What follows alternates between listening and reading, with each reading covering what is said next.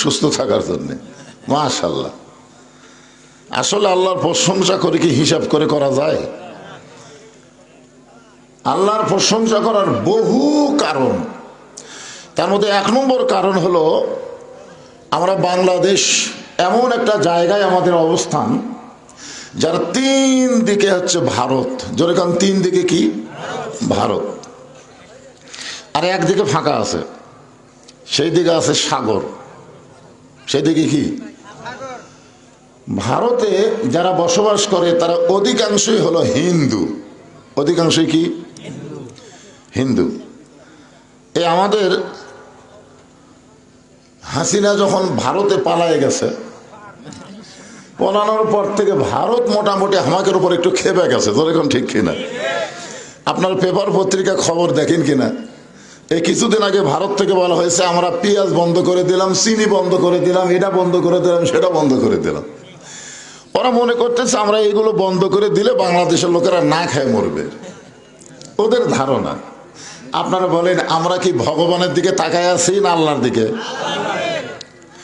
হিন্দুরা যে ভগবানকে বিশ্বাস করে, আপনারা বলেন তো সেই ভগবানের কোনো অস্তিত্ব আছে? নাই, কিন্তু নাই।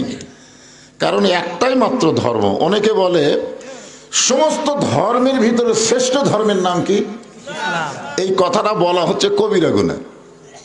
মানে সমস্ত ধর্মের মধ্যে ইসলামকে শ্রেষ্ঠ বলা যাবে না, কারণ ইসলামই একমাত্র ধর্ম, অন্য কোনো ধর্মই নাই। জোরে কোন কথা ঠিক কি না? এ কথা কি আমার না আল্লাহর? আল্লাহ কোরআনে বলেছেন অমাইয়াবতাগি গায়রাল ইসলাম দীনান ফালা ইউকবালা মিনহু। এই আয়াতের বাংলা অর্থ হলো ইসলাম ছাড়া অন্য কোনো ধর্ম কেউ যদি গ্রহণ করে এইটা আল্লাহর দরবারে কবুল হবে না।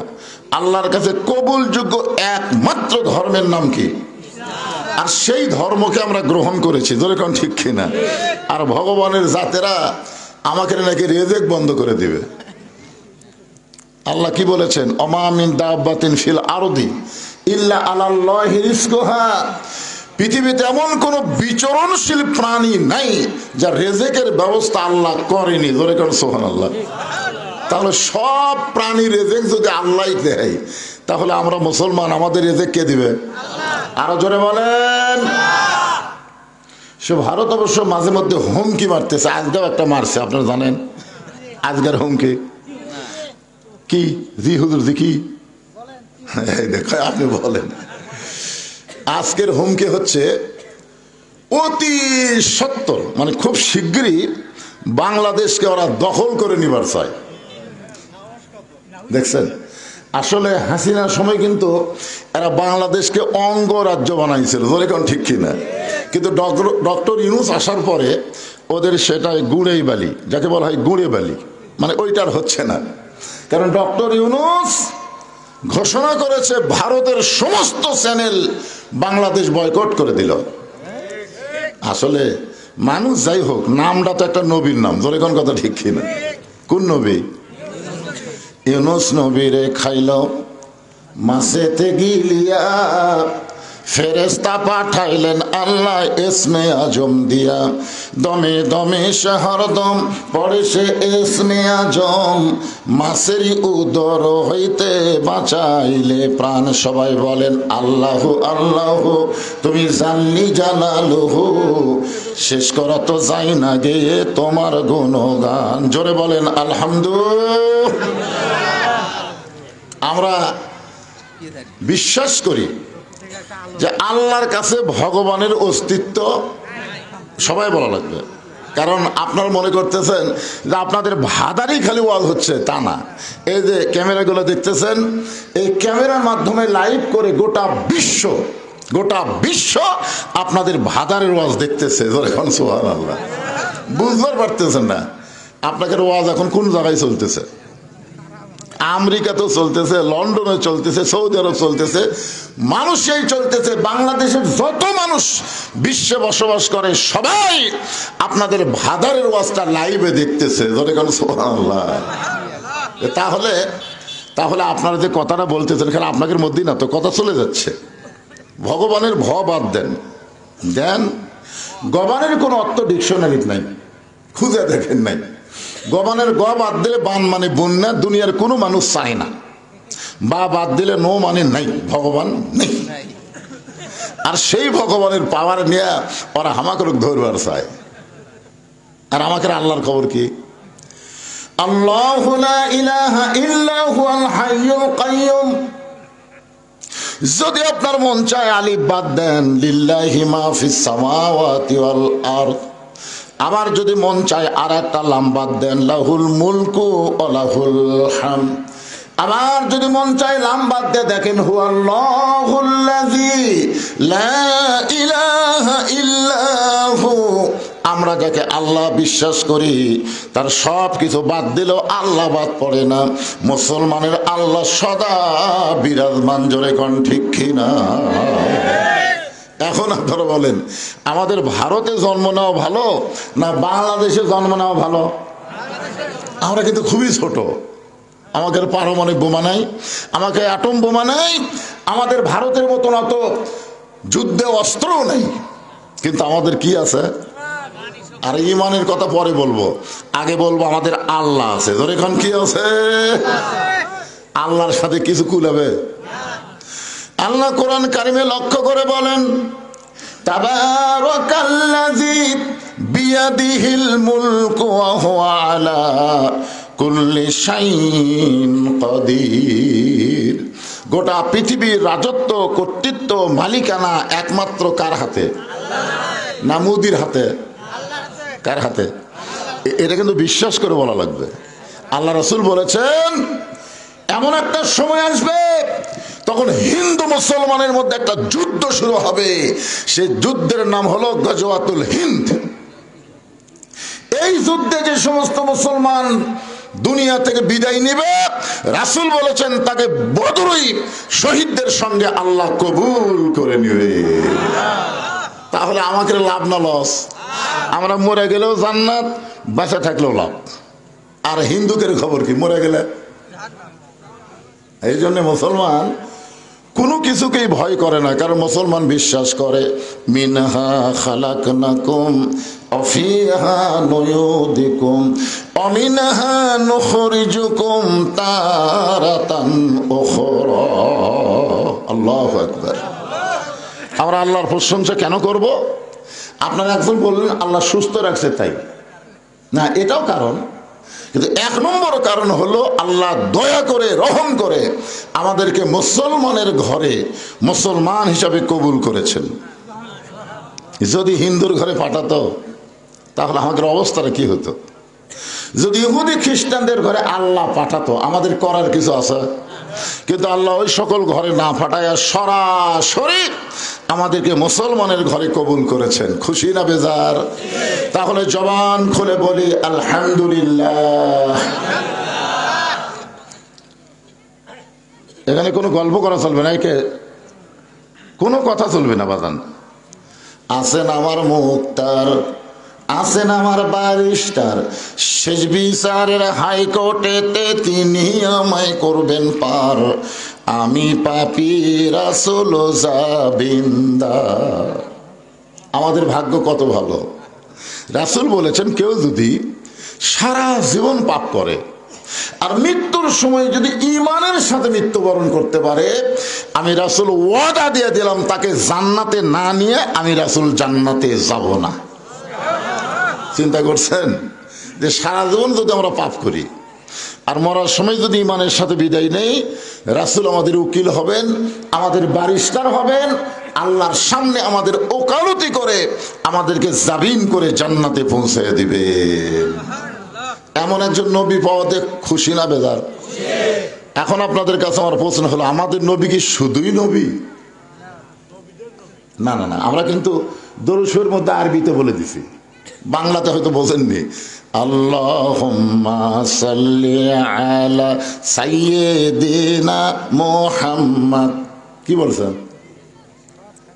না না না, এই যে সাইয়্যিদিনা শব্দের অর্থ কি? আচ্ছা, এই সর্দার না কয়ে নেতা কোয়া যায় না? সর্দার একটু ছোট ছোট মনে হয়, এই লোকটা গ্রামের সর্দার না, নেতা বলে একটু বেশি পাওয়ারফুল মনে হয় না? তা আমাদের নবী কি সর্দার না নেতা? কেমন নেতা? আমার নেতা তোমার নেতা। যারা না বলে মুখ বন্ধ করে থাকলেন থাকেন, কোনো অসুবিধা নেই, অসুবিধা আপনার। এই একটা স্লোগানে হয়তো আল্লাহ আপনাকে জান্নাতে কবুল করতে পারে। জোরে কোন পারে, কে পারে না? হ্যাঁ, আপনি কি মনে করছেন নামাজ দিয়া, রোজা দিয়া, হজ দিয়ে আপনি জান্নাতে যাবেন? আল্লাহ কোরআনে বলেছে ওয়াবতাগু ইলাইহি ওয়াসিলা, যে কোনো একটা ওসিলায় আল্লাহ তোমাকে নাজাত দিয়ে দিব। জোরে কোন সুবহানাল্লাহ। আজকে যারা ল্যাফের মধ্যে না ঢুইকা, তোষকের মধ্যে না ঢুইকা, এই ঠান্ডার মধ্যে শীতের মধ্যে যারা জান্নাতের বাগানে আছেন, এই ওসিলা আল্লাহ আমাদের জান্নাত দিবার পারে। জোরে কোন পারে, কি পারে না? মুসলমানের বাচ্চা মেলার মধ্যে কথা কয়, দেখছেন? মুসলমানের বাচ্চা, আরে আফসোস লাগে, আফসোস যে তুমি মুসলমানের সন্তান হয়ে আজকে কোরআনের মাহফিল বাদ দিয়ে তুমি মেলার মধ্যে গল্প করো। এত রাত এখনো তোমার মেলা শেষ হয়নি, কি বলেন? এই জন্যে এটা একটা ওসিলা হতে পারে। বিশ্বাস করতেছেন না নাকি? আচ্ছা, আল্লাহ কোরআনই বলেছেন ওয়াবতাগু ইলাইহি ওয়াসিলা, আমি তোমাদের নাজাতের ব্যাপারে ওসিলা অন্বেষণ করবো। জোরে কোন সুবহানাল্লাহ। কারণ আল্লাহ তোমাকে জান্নাত দিবেই, দিবে না? দিবেই, কিন্তু কোন ওসিলাই দিবে? হতে পারে আজকের এই মাহফিলের ওসিলাই।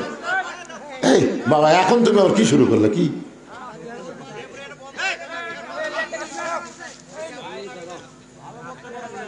না না, এই দুই দিকে তোমরা সেট করছো, একেবারে ইয়ার লাগাল হয়ে গেছে। এখন এই সাইকেল লোকগুলোকে আমিও দেখতে পাচ্ছি না, ওরাও আমাকে দেখতে পাচ্ছে না, আন্দারা মার দেওয়া লাগতেছে। কি এক বিপদ! না না, ভাঙ্গা ফেলে দিলে হবে না।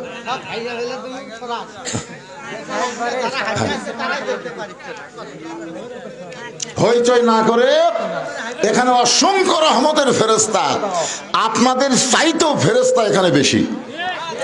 কম না বেশি? এই যে আপনারা সবাই বসে আছেন, আমি বসে আছি, আমাদের প্রত্যেকের সাথে দুটা করে ফেরেশতা আছে, আছে না নাই? তাহলে এই হিসাবে তো ডবল, আমরা যা আছি ফেরেশতা তার ডবল। আর অসংখ্য ফেরেশতা আজকের এই সামিয়ানা থেকে আরশ পর্যন্ত দাঁড়িয়ে গেছে। জোরে কোন সুবহানাল্লাহ। এই ফেরেশতাগুলো যেন আমাদের পক্ষে সাক্ষী দেওয়ার পারে। আমরা হইচই করলে ফেরেশতারা মনে করবে যে আল ইনসান আশরাফুল মখলুকাত, আল্লাহর যত সৃষ্টি আছে সর্বশ্রেষ্ঠ সৃষ্টির নাম হলো মানুষ। ইনসান মানে মানুষ। আল্লাহর প্রশংসা করার কারণ হলো আল্লাহ আমাদেরকে ভাগ্য গুণে বিশ্ব নবীর উম্মত হিসাবে কবুল করেছেন। আর বিশ্ব নবীর উম্মত হওয়াতে আমাদের জান্নাত পাওয়া আল্লাহ সহজ করে দিয়েছে। প্রশংসা করবো কার? মাশাআল্লাহ। আল্লাহর প্রশংসা করার আর একটা কারণ হলো এই যে দেখতেছেন পবিত্র কোরআন। এখানে আজকে অবশ্য লিখছে ইসালে সওয়াব মাহফিল। ইসালে সওয়াব মানে কি? শেষে খাওয়া দাওয়া নাকি? না না, ইসালে সওয়াব লেখা থাকলে জনগণ বুঝবি খাওয়া আছে রে। আর যদি তাফসির মাহফিল দেয়, কয় না খালি এমনি এমনি। ইসালে সওয়াব শব্দের অর্থ হলো আমাদের আপন জন যারা দুনিয়া থেকে কবরে চলে গেছে তাদের রুহের মাগফিরাতে সওয়াব পৌঁছায় দেওয়া। বিশেষ করে এখানে একটা গোরস্থান, কবরস্থান। আমি বললাম যে ভাই এই গোটা পাড়ার কি এটা গোরস্থান? বলে না হুজুর, পারিবারিক কবর আছে, তবে আমরা এটা নতুন করে একটা সম্মিলিত গোরস্থান তৈরি করছি। আল্লাহ রাসূল কিন্তু পারিবারিক কবরকে পছন্দ করেন নাই, তিনি সম্মিলিত গোরস্থানকে পছন্দ করে সর্বপ্রথম আল্লাহ নবী নিজের হাতে যে গোরস্থান তৈরি করছে ওই গোরস্থানের নাম হয়েছে জান্নাতুল বাকি। নাম কি? জান্নাতুল বাকি। সাহাবীরা বললেন হুজুর সম্মিলিত গোরস্থানের মধ্যে লাভ কি? আল্লাহ রাসূল বুঝাই দিলেন এভাবে, মনে করেন আমি গরমের ভিতরে ওয়াজ করতেছি, গরম ওয়াজ করার কারণে আমার গাওটা খুব ঘেমে যাচ্ছে, তখন এক লোক দয়া করে পাকাই না আমাকে বাতাস করতেছে, শুধুমাত্র আমাকে লক্ষ্য করি কিন্তু বাতাস করতেছে, হুজুর বাতাস খেয়ে একটু ঠান্ডা হবে, কিন্তু আমার আশেপাশে যারা আছে ওদেরকে কিন্তু লক্ষ্য করেনি। এখন আশেপাশে থাকার কারণে এরা কি বাতাস পাবে? এই দেখ আপনাদের গোটা গোরস্থানে যদি একজন আল্লাহওয়ালা শুয়ে থাকে, ওই আল্লাহওয়ালার জন্য আল্লাহ যখন রহমতের দরজা খুলে দেবে প্রত্যেকটা কবর রহমতের একটা অংশ পাবে। ধরে কোন সুবহানাল্লাহ। আর একলা একলা দিবেন? ভালো হলে ভালো, খারাপ হলে শেষ। আমরা সকলে মিলে মরার পরও একসঙ্গে থাকতার চাই, কি ভাই? এই জন্যই কিন্তু গোরস্থানকে লক্ষ্য করে আজকের এই মাহফিল। এখন আসেন কবরকে নিয়ে আমি আজকে আলোচনা করব। বেশি রাজনীতিও করা যাবে না। এই গোলাম হোসেন যখন ওয়াজ করতেছিল, এক মেয়ে মানুষ, আমি যেখানে আছি ওখানে এক মেয়ে মানুষ বলছে এক আমাদের এই খালি রাজনীতি করে, একটা মেয়ে মানুষ। আমি ওটা শুনে ভয় খাইছি ভাই। হায় হায়, এখন হাসিনার মেয়ে আছে। আমি কোনো আজ ওয়াজ শেষ রে। মরদ গুলো তো বিড় করতেছে, আমি সব শুনতেছি। কে কি বলতেছে ওখান থেকে, ওদের পাশে খাওয়া দাওয়া হচ্ছে, ওখানে কে কি বলতেছে আমি সব শুনতেছি। কিন্তু একটা মেয়ে যখন চিৎকার দিয়ে বললো এক আমাদের এই খালি রাজনীতি করতেছে, চিন্তা করছেন? তখন আমি নিয়ত করছিলাম রাজনীতি বাদ, খালি কবরকে দেওয়া হবে। মরা যখন লাগবে, কি নিয়ে মরবেন, কেন কবরে যাবেন, কবরে কেমনে গেলে আল্লাহ জান্নাত দিবে, এই বিষয়গুলো আপনাদের সামনে উপস্থাপন করার দরকার আছে না নাই? এইগুলাই বলবো। কোনো রাজনীতি ফাজনীতি নেই, হাসিনা যা করে করুক, আমাকে যা হয় হোক। হ্যাঁ,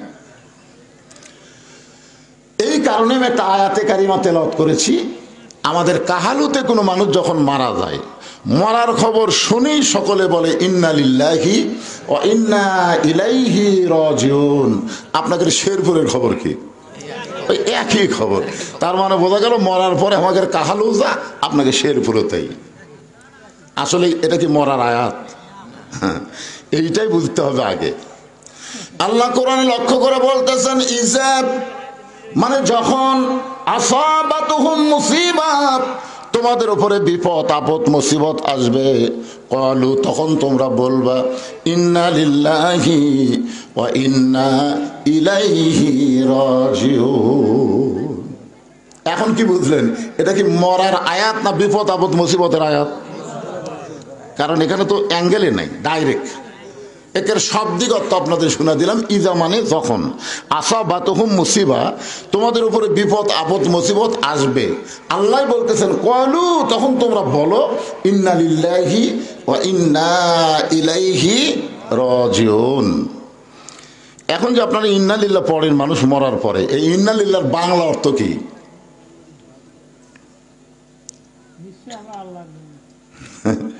কিছুটা কইছে হয়েছে।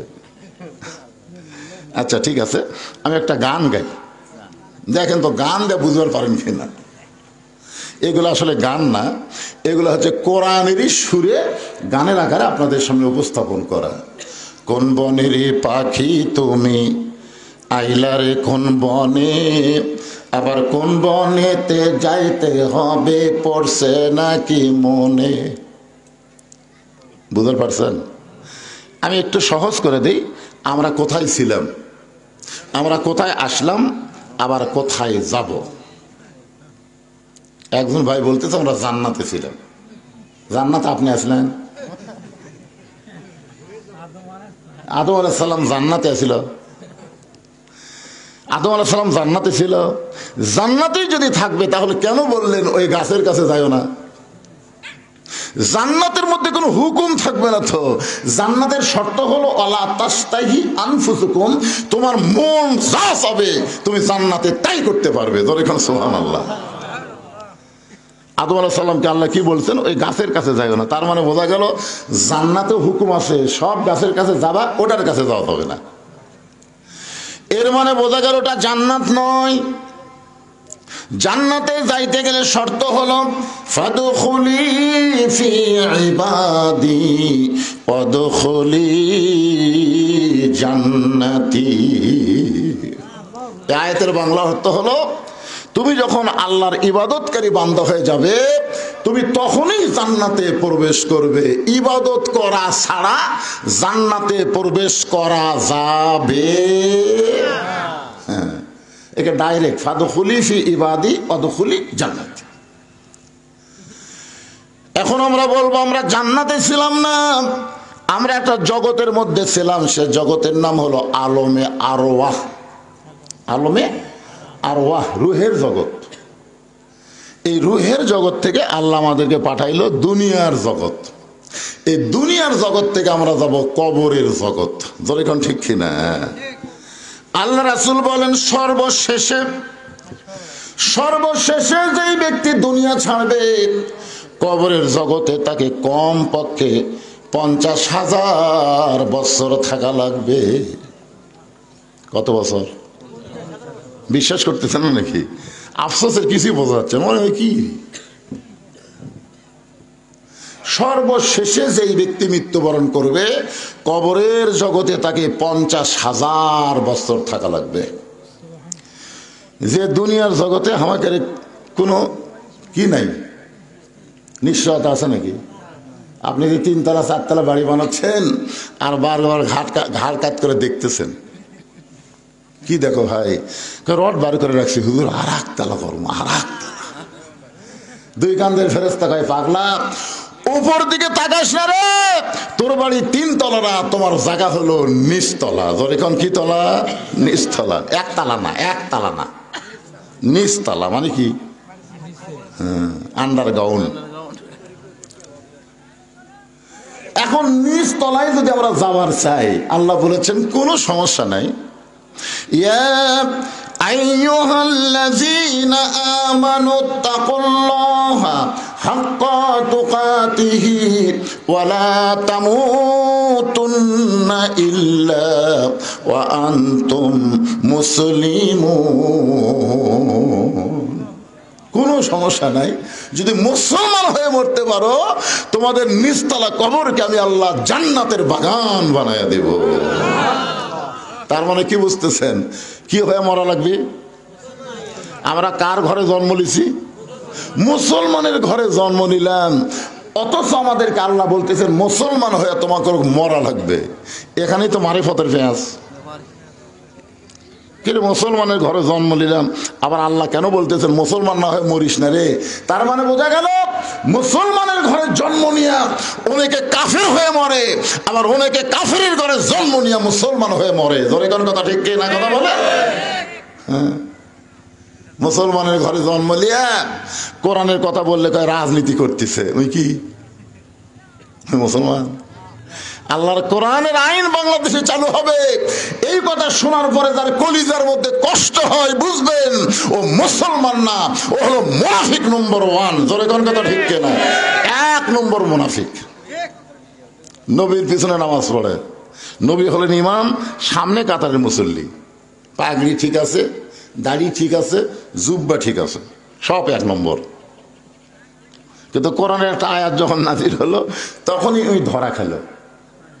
আর টুপি পাগড়ি জুব্বার মধ্যে যে কি মাল লুকাইছিল এটা আগে নবীও বুঝবার পারেনি, কিন্তু যখন কোরআনে একটা আয়াত নাজিল হয়েছে তখন এই ধরা খাচ্ছে। আয়াতটা হলো ইয়া আইয়ুহান নাবিয়্যু হারজিল মুমিনিনা আলাল কিতাল। ওগো নবী, যাদেরকে কাতারবদ্ধ করে জামাত নামাজ আদায় করতেছেন তাদেরকে কাফের বেঈমানদের বিরুদ্ধে সৈন্য হিসাবে গড়ে তোলেন, কারণ যে কোনো সময় মক্কার কাফেররা মদিনা আক্রমণ করতে পারে, আর মদিনা আক্রমণ করলে আপনি নামাজ দিয়া রোজা দিয়া মদিনা রক্ষা করতে পারবেন না। ওই কাফেরদের বিরুদ্ধে অস্ত্র ধরা লাগবে। কার কথা? আল্লাহর কথা।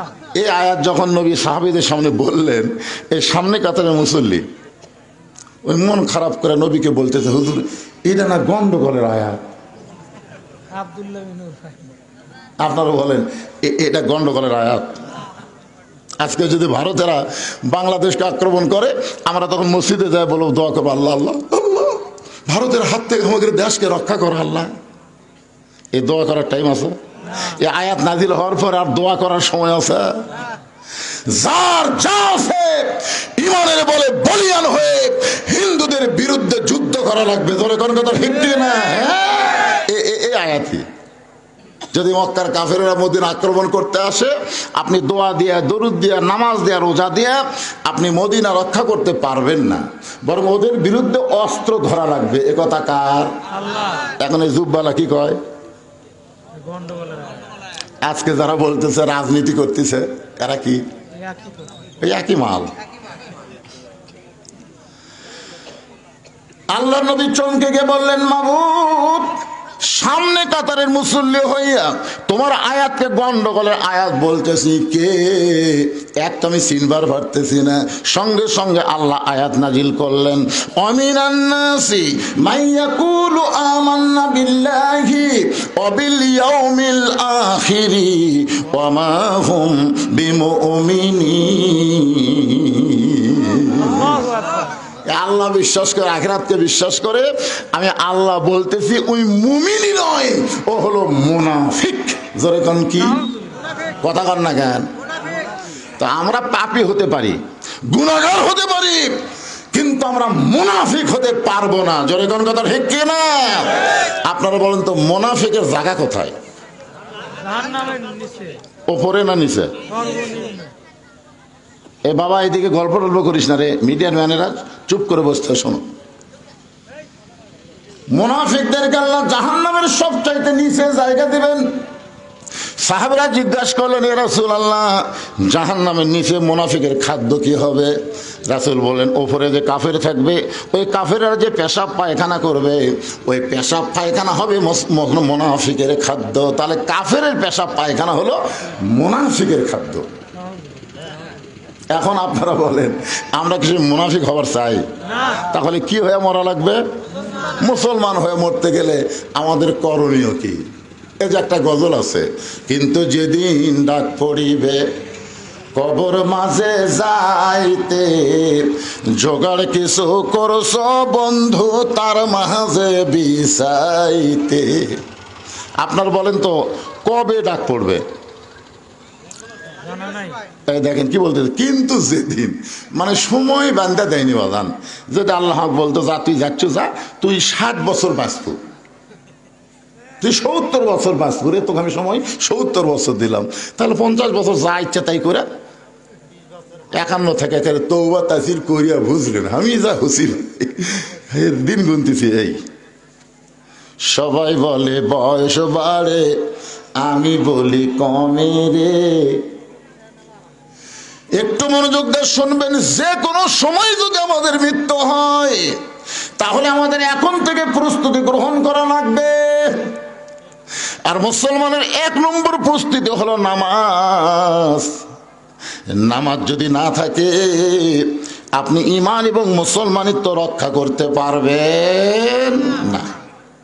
এখন আসেন মনোযোগ দিয়ে শোনেন, ইজা আসাবাতুহুম মুসিবাতুন ক্বালু ইন্না লিল্লাহি ওয়া ইন্না ইলাইহি রাজিউন। বিপদ আপদ মুসিবত যখন আসবে, এখন আপনাদের কাছে আমার প্রশ্ন হলো, এখানে সংক্ষেপে ছোট প্রশ্ন, খুব ছোট, যে বর্তমানে আপনাকে শেরপুর এই এলাকার জন্য সবচাইতে বড় বিপদ কি? যে বিপদের সময় আল্লাহ ইন্নালিল্লাহ পড়ার হুকুম দিল, কলু মানে কি আল্লাহ ফরজ করে দিল। এখন আপনারা বলেন আপনাদের এলাকায় সবচাইতে বড় বিপদের নাম কি?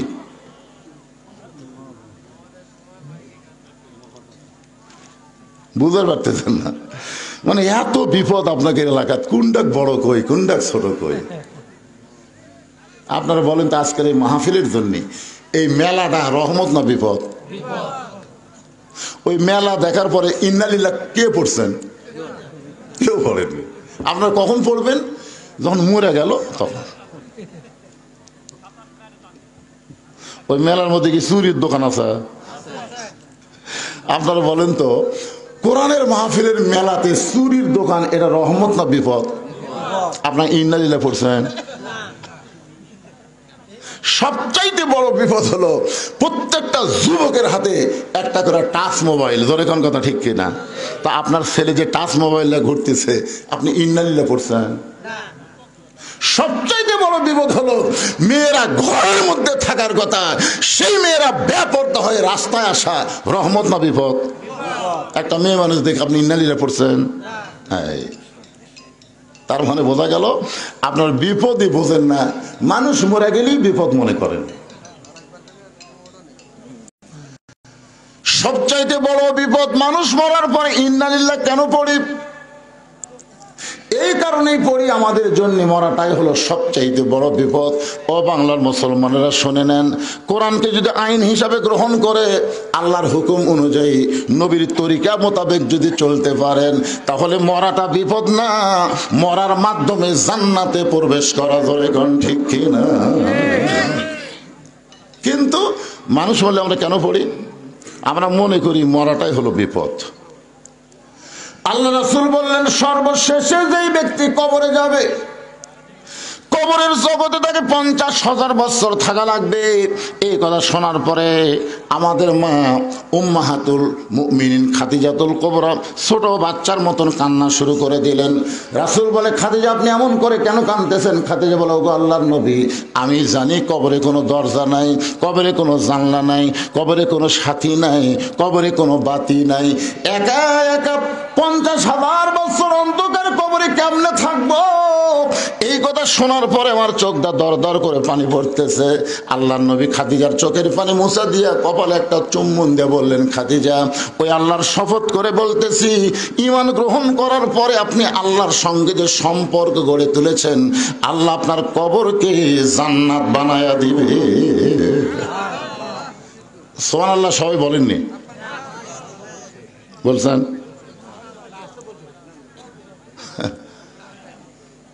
এবার এই তিনজন কি গল্প করে রে?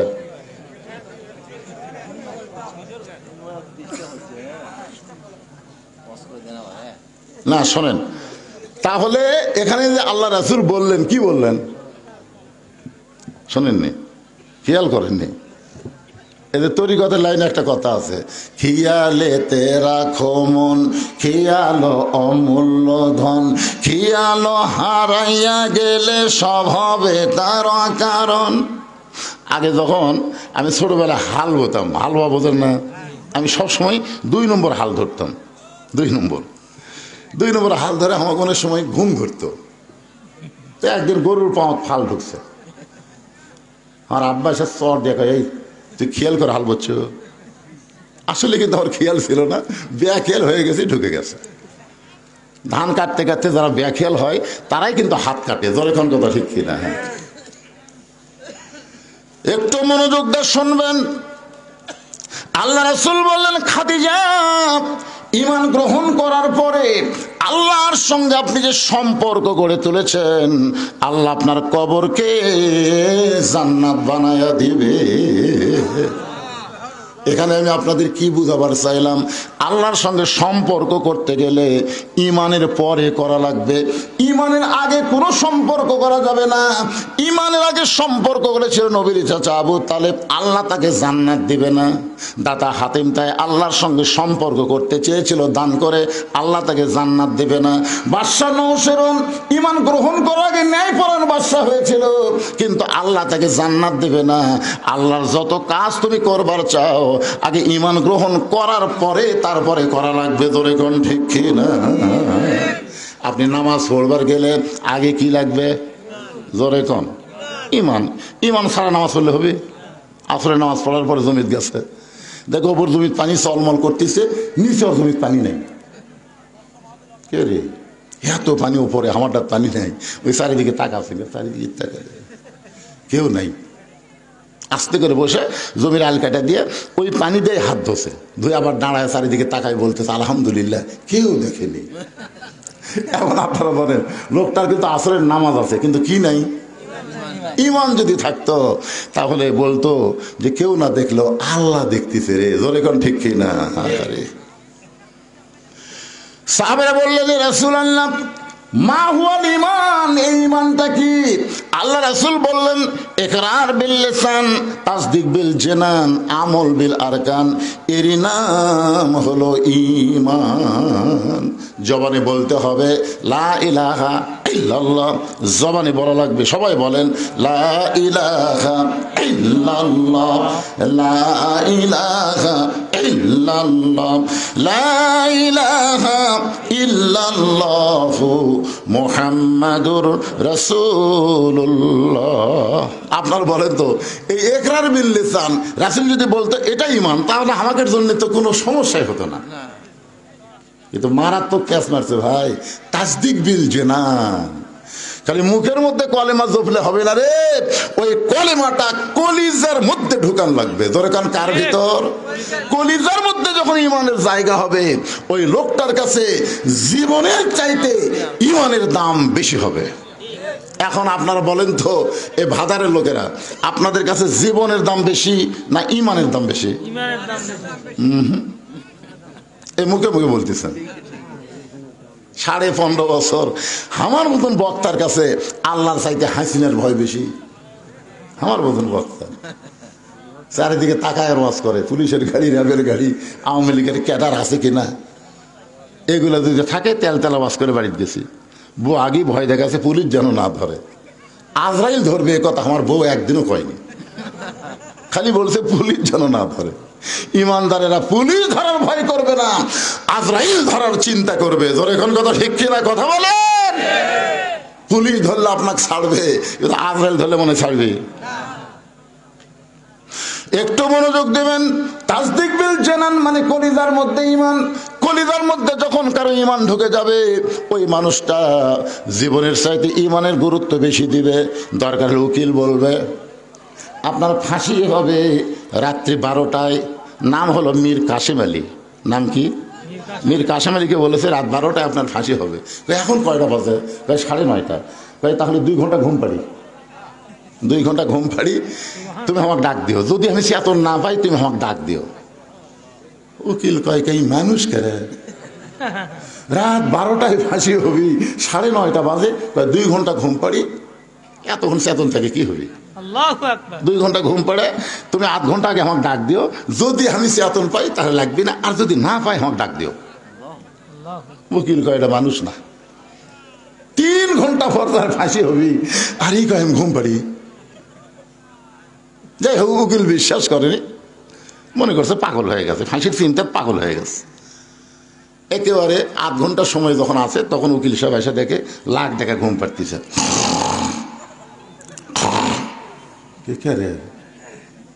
আর 8 ঘন্টা ফাঁসির সময় এখনো ঘুম পাড়ে, ডাক দিতে।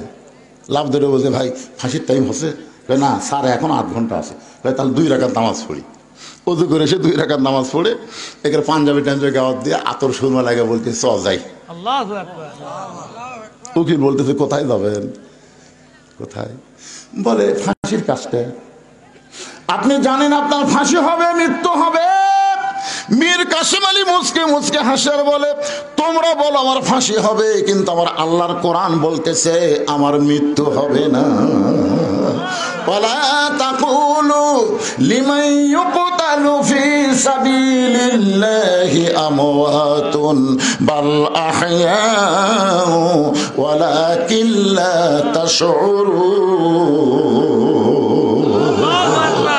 কলিজার মধ্যে যখন ইমানের জায়গা হবে, ওই মানুষটা ফাঁসিকে মৃত্যুবরণ করবে না, বরং ফাঁসিকে আল্লাহর জন্য জীবিত মনে করে তারা হাসতে হাসতে ফাঁসির মঞ্চে যাবে, কারণ তাদের কাছে জীবনের চাইতে ইমানের দাম বেশি। এবার জানে মুখত মাছ রাখা আসো, মাছটা খোলো তো, এতদিন পর আছি, তোমার চেহারা দেখো না। আমি ঠিক আছে, এটা দেখার জন্য বললাম বাজান, মুখো দিয়ে থাকো, যখন মোটর সাইকেল চালাও, সাইকেল চালাও, ধুলে বালি যেন আপনার নাকে মুখে না ঢোকে। এই জন্য মাস্ক খালি করোনার সময় না, সব সময় পরা দরকার, ঠিক না? আর মেয়ে মানুষের মাস্ক তো পরাই লাগবে, কারণ মুখত মাস্ক দিলে ওরকে সোনার চেহারা আর দেখা যায় না, ঠিক কিনা বলেন? কিন্তু করোনার সময় সব মেয়ে মানুষ মুখত মাস্ক দিচ্ছে আর দিচ্ছে না। মেয়ে মানুষের করোনা বেশি বিপদ না পর পুরুষ দেখা বেশি বিপদ? ইন্নালিল্লাহ কখন পড়বেন? করোনা এলে আল্লাহ কোরআনে বললেন ওয়াকরনা ফি বুয়ুতিকুন্না ওয়ালা তাবাররাজনা তাবাররুজাল জাহিলিয়াতিল উলা। রাসূল খাদিজার কপালে চুম্বন দিয়ে বললেন, খাদিজা ওই আল্লাহর শপথ করে বলতেছি, ঈমান গ্রহণ করার পরে আল্লাহর সঙ্গে যে সম্পর্ক গড়ে তুলেছেন, আপনার যখন মৃত্যু হবে আল্লাহ আপনার কবরকে জান্নাত বানায়া দিবে। এখন আপনাদের কাছে আমি জানতে চাই, গোরস্থান যদি জান্নাত হয়ে যায় তাহলে 500 বছর কি আর 50,000 বছর কি, আর 1 কোটি বছর কি, গোরস্থান জান্নাত হয়ে গেছে, আর এখানে বছরের হিসাব আছে? সুবহানাল্লাহ। এরপরেও মা খাদিজা যখন ছোট বাচ্চার মতন কান্দে, রাসূল বলে, খাদিজা এত বড় সান্ত্বনা পুরস্কার দিলাম, এরপর আপনি কান্দেন কেন? খাদিজা বলে, রাসূলুল্লাহ যদি আপনার কাছে কিছু চাই আপনি কি আমার দিবেন না? সঙ্গে সঙ্গে রাসূল 3 বার নাউজুবিল্লাহ বললেন। নাউজুবিল্লাহ, নাউজুবিল্লাহ, নাউজুবিল্লাহ। কয়বার? খাদিজা বললেন, হুজুর আমি আপনার কাছে কিছু চাই। এই কথা শোনার পরে আপনি 3 বার নাউজুবিল্লাহ বলার কারণ, রাসূল বলেন, খাদিজা ঈমান গ্রহণ করার পরে আল্লাহ ছাড়া অন্য কারো কাছে আর চাওয়া জায়েজ। এখন আপনারা আল্লাহ ছাড়া অন্য কারো কাছে চান?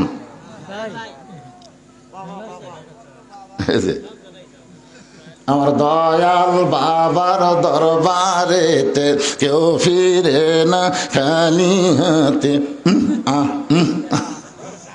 একটা বক্তা আছে দেখবেন খালি বাবার ওয়াজ করে। আল্লাহর ধন নবীর দিয়া, আল্লাহ আছে গায়েব হইয়া, নবীর ধন খাজানিয়া শুয়ে আছে আজমিরে, কেউ ফিরে না খালি হাতে, খাজারে তোর দরবারেতে। জোরে কন, আরো জোরে কন। এটা কিভাবে বলা লাগবে? কেউ ফিরে না খালি হাতে, আল্লাহ তোমার দরবারেতে। ইয়াকা নাবুদু ওয়া ইয়াকা নাস্তাইন। আমরা গোলামি করে আল্লাহর সাহায্য চাইবো আল্লাহর কাছে, আল্লাহ ছাড়া অন্য কারো কাছে চাওয়া যাবে না, এমনকি নবীর কাছেও চাওয়া যাবে না। আল্লাহ রাসূল চাইতে পারবেন? 11 সালে হজ করতে গেছিলাম প্রথম।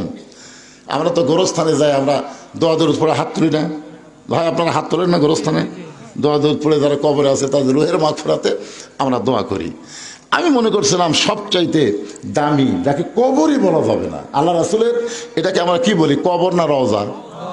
সবাই বলে ওই যে রাসূলের রওজা, পাশে আবু বকরের কবর, পাশে ওমরের কবর।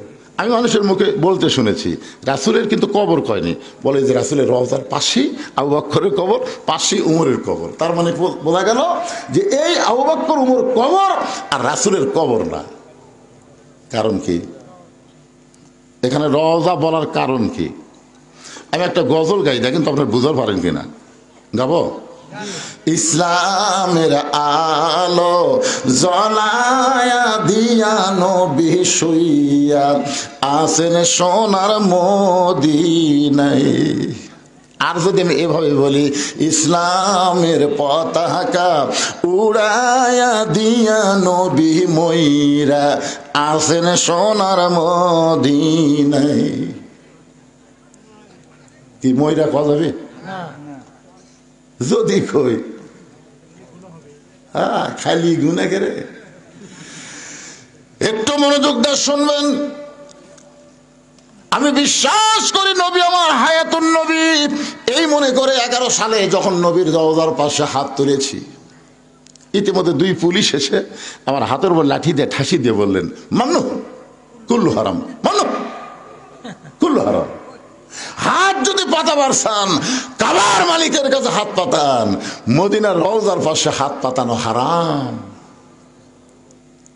আমি মনে মনে কইলাম, পুলিশ রে তুই চিনিস? মনে মনে আমি হলাম বাংলাদেশের একটা সাইকেল বক্তা, আর তুই তার হাতের উপর ঠাসি মারল।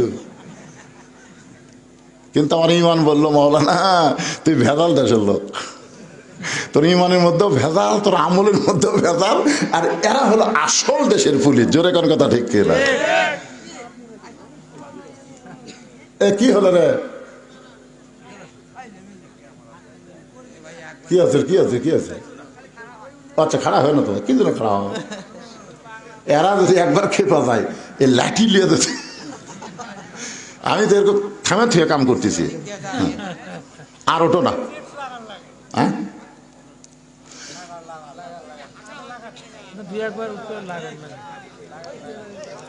কি বলতেছিলাম, কি বলতেছি একটু মনোযোগ দিয়ে শোনেন। আজকের ওয়াজের শুরু থেকে শেষ পর্যন্ত কবরকে নিয়ে ওয়াজ হবে, কোনো রাজনীতি চলবি না। কিসের অ্যাঙ্গেল? অ্যাঙ্গেলের দিন শেষ, ডাইরেক্টের বাংলাদেশ। কথা ঠিক, আগে অ্যাঙ্গেলে মারছি, এখনো অ্যাঙ্গেল। আমি আজ প্রায় 10 বছর থেকে দোয়া করতেছি, আল্লাহ এই আঙ্গেল আর কতদিন মারবো আল্লাহ। কুল জাল হক ওয়া যাহাকাল বাতিল ইন্নাল বাতিলা কানা যাহুকা। সত্য যখন আসবে, মিথ্যা যখন পালায়ে যাবে, আলো আসলে অন্ধকার আর থাকবে না। জোরে কর কথা ঠিক। হ্যাঁ, কি বুঝলেন? ইউনুস নবীর নামে গজল এমনি এমনি কইলেন? কে যেন হাসিনা বলছে, এই মহা বিপদের মধ্যে আপনি কোন দোয়া পড়তেছেন? হাসিনা বলতেছে পড়বার গেলে ওর নাম মনে আসে, এই জন্য পড়ি না। লা ইলাহা ইল্লা আনতা সুবহানাকা ইন্নী কুনতু মিনাজ জালিমিন। আপনারা পড়েন না ভাই বিপদ আপদে মুসিবতে?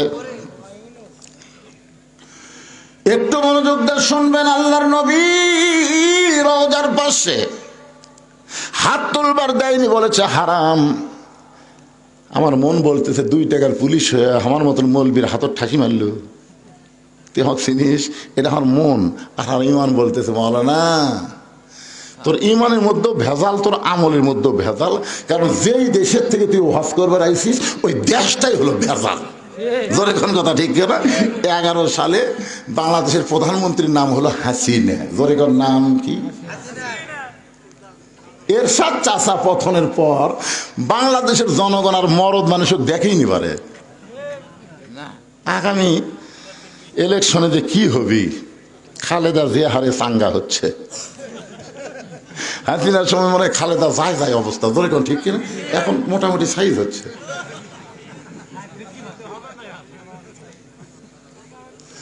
আপনারা একটা সিদ্ধান্ত নেন, মা তারাক্তু বাদি আলা উম্মতি ফিতনাতুন আদারুল রাজুল মিনান নিসাই, রাওয়াহুল বুখারী কিতাবুল ফিতান।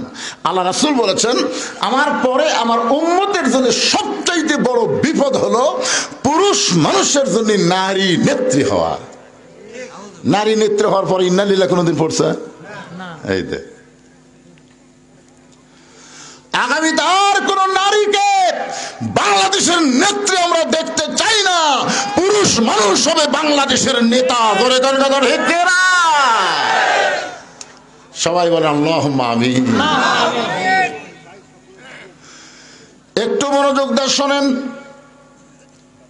ভেজাল দেশের মানুষ, আমি আলেম হলেও ভেজাল। যেটার প্রমাণ পাইছি জয়তুনের দোকানে গিয়া দোকানদারকে বললাম ভাই আসল জয়তুনের তেল দেন। যেই কইছি দোকানদার কর্মচারীকে বলতেছে হারাম হারাম কুল্লু হারাম। ও আমার ধাক্কা দিয়ে বের করে দিল। এক সৌদি আমাদের বাংলাদেশে চাকরি করে সৌদিতে, তাকে বললাম কে রে ভাই খালি আসল চাইছি, তাতে আমাকে ঘর থেকে বের করে দিল কেন? বলে হুজুর এখানে নকলই নাই। তো যেখানে নকল নাই সেখানে আসল চাওয়া মাত্রই ওরা বুঝবার পারছে আপনি ভেজাল দেশের লোক। কারণ কি জানেন? ওই দেশে আল্লাহর আইন চলে আর বাংলাদেশে মানুষের আইন চলে।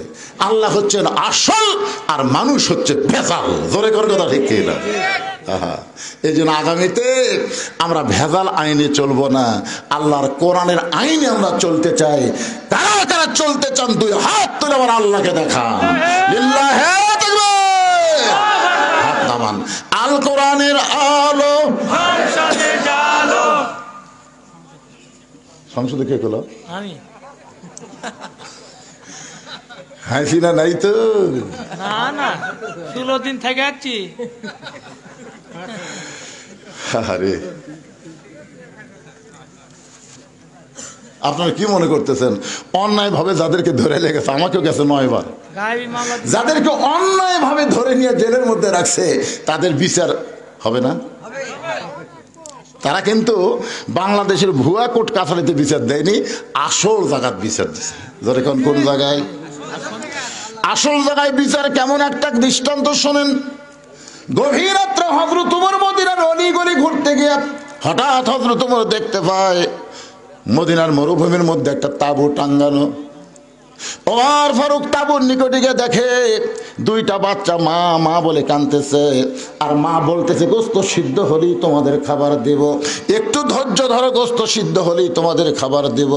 ওমর ফারুক চিন্তায় পড়ে গেলেন, দুম্বার গোস্ত হলে 8 ঘন্টা লাগবে, উটের গোস্ত হলে বড় জোর 1 ঘন্টা লাগবে। এত গভীর রাত হয়ে গেছে, এখন পর্যন্ত গোস্ত সিদ্ধ হয় না। এটা কেমন মা, এটা কেমন মা? লোকমা দিয়ে বললেন, মা তোমার কলিজায় কি তোমার সন্তানের দয়া নাই?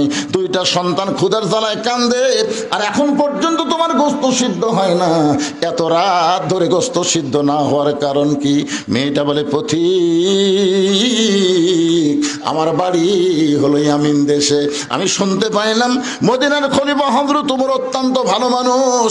এই ভালো মানুষ ওমরের কাছে আমার দুইটা এতিম বাচ্চাকে নিয়ে আইছিলাম। গতকাল বিকেল বেলা এত মানুষের ভিড়, আমি ভিড় ঠেলে ওমরের কাছে যাবার পারি নাই। আজকে রাতটা কোনো মতে কাটায় দিয়ে আগামীকাল সকালবেলা ওমরের দরবারে যাব, কিন্তু আমার দুইটা এতিম বাচ্চা ক্ষুধার জ্বালায় বারবার যখন কাঁদতেছে, আমি মা হয়ে তাদেরকে সান্ত্বনা দেওয়ার জন্য পাতিলে পানি আর পাথর দিয়ে নিচে আগুন জ্বালায় বলতেছে, বাবা গোস্ত সিদ্ধ হলেই তোমাদের খাবার দেব। ও পথিক আমার পাথর সিদ্ধ হবে না, আমার সন্তান দুইটাকেও খাবার দেবার পারবো না, কিন্তু আমি মা হয়ে বুঝবার পারছি আমার সন্তান সকাল পর্যন্ত আর বাঁচবে না। এত খিদা নিয়ে দুইটা সন্তান হয়তো রাতের বেলায় আমার মৃত্যু হয়ে যাবে। সঙ্গে সঙ্গে ওমর ফারুক বলে, মা একটু ধৈর্য ধরো মা, আসল জায়গায় যেন বিচার দিও না। লিল্লাহে তাকবীর। ওমর ফারুক বললেন, মা একটু ধৈর্য ধরো মা, আসল জায়গায় যেন বিচার দিও না। এই কথা বলে এক দৌড়ে এসে বাইতুল মালের দরজায় বললেন, আসলাম এক বস্তা খাবার খাদ্য আমার মাথায় উঠে দে। আসলাম বলে, আমিরুল মুমিনিন কোথায় বস্তা নিয়ে যাওয়া লাগবে হুকুম দেন, আমি মাথায় করে নিয়ে যাব। ওমর কান্দার বসলাম, রে একজনের পাপের বোঝা আর একজন মাথায় নিবার পারে না, দে আমার মাথায় উঠায় দে। অউলিল আমরি মিনকুমকে বিশ্বাস করে চাকর আসলাম ওমর ফারুকের মাথায় যখন খাবার বস্তা উঠায় দেয়, ওমর ফারুক এত জোরে দৌড়ানো শুরু করেছে। আসলাম বলে, আমিরুল মুমিনিন একটা বস্তা মাথায় নিয়ে যদি আপনি এভাবে দৌড়ান তাহলে আপনি পড়ে গিয়ে আপনার কষ্ট হবে। ওমর কান্দে বলে, আসলাম রে আসল জায়গায় বিচার দেওয়ার আগে আমি ওমর যদি বুঝবার না পারি, এই ওমরকে আল্লাহ জাহান্নামের আগুনে পুড়ায় মারবে। এক দৌড়ে মেয়েটা তাবুর কাছে গিয়ে বললেন, মা রুটি হালুয়া তৈরি করো। রুটি হালুয়া তৈরি করে যখন মা ওমর ফারুকের হাতে দেয়, ওমর ফারুক দুইটা বাচ্চাকে উরাতের উপরে নিয়ে রুটি হালুয়া ছিঁড়ে ছিঁড়ে যখন মুখে দেয়, ওমরের চোখ দিয়ে দর দর করে পানি পড়তেছে। দুইটা বাচ্চা বলে, কে গো আপনি? আমরা এতিম, আমাদের বাবা নাই, কিন্তু আজকে বাবার দরদ দিয়ে আপনি আমাদের আদর করতেছেন। সঙ্গে সঙ্গে ওমর ফারুক বলে, আল্লাহ এই অধমকে জাহান্নামের আগুন থেকে তুমি বাঁচায় দাও। মেয়েটা বলে, পথিক রে আমি ভালো মানুষের গল্প শুনেছি, কিন্তু মানুষ এত ভালো হয় আজকে নিজের চোখে দেখলাম। তুমি জাহান্নামের আগুন থেকে মুক্ত কেন চাও? আল্লাহ ওমরকে মদিনার খলিফা না বানায়া তোমাকে যদি খলিফা বানায়া দিত, এই মদিনা আল্লাহর জান্নাত হয়ে যেত। ওমর কিন্তু দুইবার একটা কথা বলেছে, মা আসল জায়গায় বিচার দিও না। আসল জায়গা মানে কি? এই আলেমেরা জেলের মধ্যে যাদেরকে অন্যায়ভাবে নিয়ে যাওয়া হয়েছে, বিশেষ করে আল্লাহর ওলি আল্লামা সাইদি, আসল জায়গায় বিচার দেওয়ার কারণে আজকে জালেমের এইরকম পরিণত হয়েছে। ধরে কোন কথা ঠিক কিনা? গোটা পৃথিবীর ইতিহাসে যে সরকার প্রধানও পলায়, তার সাথে 300 এমপিও পলায়, গোটা পৃথিবীর ইতিহাসে এরকম ইতিহাস নেই। কি কথা? হায় হায় রে, এরকম ইতিহাস আছে? কিয়ামত পর্যন্ত এইরকম ইতিহাস হবে না ভাই। আসল জায়গা বিচার দিছে বাবা। মনে করতেছে ছাত্র জনতা না। ইজা জা নাসরুল্লাহি ওয়াল ফাতহ, সূরা নসর বলেন, কোন বিজয় মানুষের হাতে না, বিজয় হচ্ছে আমার আল্লাহর হাতে। ধরে কোন কথা ঠিক কি? আরে একটু মনোযোগ দিয়ে শুনবেন। কোরআন আইন যদি আমরা চালু করতে চাই, তাহলে আমাদের সবাইকে বলতে হবে আল কোরআনের আলো। সবাই বলেন না কেন? একটা বার বলেন তো ভাই। আপনি এটা বলে যদি মরেও যান, আপনি জান্নাতে যাবেন। কারণ রাসূল বলেছেন, মান সাআলাল্লাহু তাআলা আশ-শাহাদাতা বিসিদকিন বাল্লাগাহুল্লাহু মানাজিল আশ-শুহাদা ওয়া মাতা আলা ফিরাশিহি, রাওয়াহুল বুখারী। সুবহানাল্লাহ। আল্লাহ রাসূল কি বলেছেন? হাদিসটা শুনবেন। আল্লাহ রাসূল বলেছেন, কেউ যদি চায় যে আল্লাহ রাস্তায় যুদ্ধ করতে করতে আমি শহীদ হব, এইরকম যদি আশা করে ইসলামে আন্দোলন করে, কোরআনের দল করে, ওই মাতা আলা ফিরাসিহি, সে যদি নিজের বিছনায় মৃত্যুবরণ করে, বাল্লাগাহুল্লাহ মানাজিলা শুহাদা, এই যে সুন্দর নিয়ত করার কারণে আল্লাহ হাসরের ময়দানে তাকে শহীদদের কাতারে দাঁড় করাইয়া দিবে। তা আপনি যদি সংসদে আল্লাহর কোরআন চান, এটা যদি আপনি দেখতে নাও পারেন, এর আগে যদি আপনার মৃত্যু হয়, এরপরেও আল্লাহ আপনাকে জান্নাতকে ঠিকানা বানাই দিবে। কারণ আপনি এই যে একটা স্লোগান দিচ্ছেন, আল্লাহুম্মা আমিন, এটা হক স্লোগান। এর চাইতে ভালো স্লোগান আছে? যে চোর ডাকাত বাটপারকে আর আমরা 300 জনের মধ্যে ওখানে পাঠাবো না। এই মমতাজের মতন খারাপ গায়িকা গেছে, নায়িকা গেছে, লুচ্চা গেছে, বাটপার গেছে, চোর গেছে, সব চুরি করে বাংলাদেশের টাকা বিদেশে পাচার করছে। একটা সন্তান জন্ম নেওয়ার সাথে সাথে 1 লাখ টাকা ঋণ নিয়ে জন্ম নিচ্ছে। হ্যাঁ, এই জন্য সবাই একটা স্লোগান দিয়ে আবার কবরে আসতেছি। ওই কবরে যদি ফুলগুলো হয় অভিমানে ঝরে যায়, আমি মালা গেথে বলো কারে পরাবো, সে যে কেন এলো না, কিছু ভালো লাগে না, কবরে আসুক তারে আমি মজা দেখাবো। তো ওয়াজ হবে কবরের, অসুবিধা আছে? কিন্তু স্লোগান হবে সংসদের।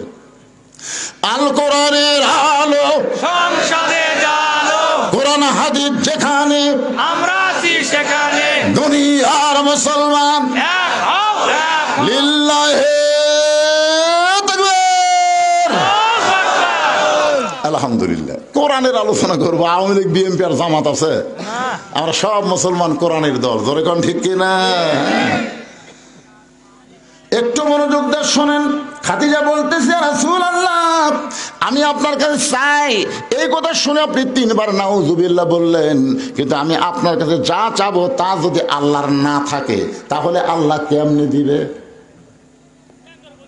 নবী চুপ করছে। কে? খাদিজা আমার কাছে কি চাবে যেটা আল্লাহর নাই? আমরা সবাই জানি সবকিছুর মালিক কে? আল্লাহ। তাহলে আল্লাহর নাই। রাসূল বলতে যে, খাদিজা আপনি একজন 1 নম্বর ইমানদার। সর্বপ্রথম নবীর হাতে যিনি কলেমা পড়ে মুসলমান হয়েছে তার নাম কি? খাদিজা। মারাত্মক কথা। হ্যাঁ, আরে মহিলা না, সর্বপ্রথম খাদিজা, তারপরে আবু বকর, তারপরে আলী। এটা ইতিহাসবিদ লিখছে। পুরুষের মধ্যে আবু বকর, মহিলাদের মধ্যে খাদিজা, আর বাচ্চাদের মধ্যে আলী। কিন্তু প্রথম খাদিজা, তারপর আবু বকর, তারপর আলী। আমার কথা কি বুঝলেন? এটা আপনার লেখবার গেলে কি, সর্বোত্তম খাদিজা, মহিলাদের মধ্যে সর্বোত্তম পুরুষ আবু বকর, সর্বোত্তম বাচ্চা আলী। কারণ খাদিজা যখন ঈমান গ্রহণ করছে তখন খাদিজার বয়স ছিল 55 বছর। কয় বছর? আর আবু বকর রাদিয়াল্লাহু যখন ঈমান গ্রহণ করছে তখন তার বয়স ছিল 37 বছর। আর হযরত আলী যখন ঈমান গ্রহণ করছে তখন তার বয়স ছিল 7 বছর 9 মাস। এখন আপনাদের কাছে যেটা বুঝতে পারতেছি সেটা হলো, আপনারা বলেন তো, বাংলাদেশে কোনো পীরের বউ ওই পীরের মুরিদ আছে? না। কেন নাই? কারণ বউ জানে আমার পীর সাহেব মাঝে মধ্যেই মুরিদের বইয়ের দিকে চোখ মারে। 1 নম্বর লুচ্ছে। বাংলাদেশে কোনো ডাক্তারের বইয়ের সিজার লাগে না, বাংলাদেশের কোনো মৌলবীর বাড়িতে মিলাতে হয় না। ধরে এখন কথা ঠিক না? এই 3টা জিনিস আপনারা খেয়াল করবেন। হ্যাঁ, কিন্তু সর্বপ্রথম নবীর বিবি নবীকে বলে নবী বলে স্বীকার করেছে। এখান থেকে বোঝা গেল পীর ধরা চলবি না, মৌলবি ধরা চলবি না, হুজুর ধরা চলবি না, ধরা লাগবে একমাত্র আমাদের নবীকে। ধরে কোন কথা ঠিক কিনা?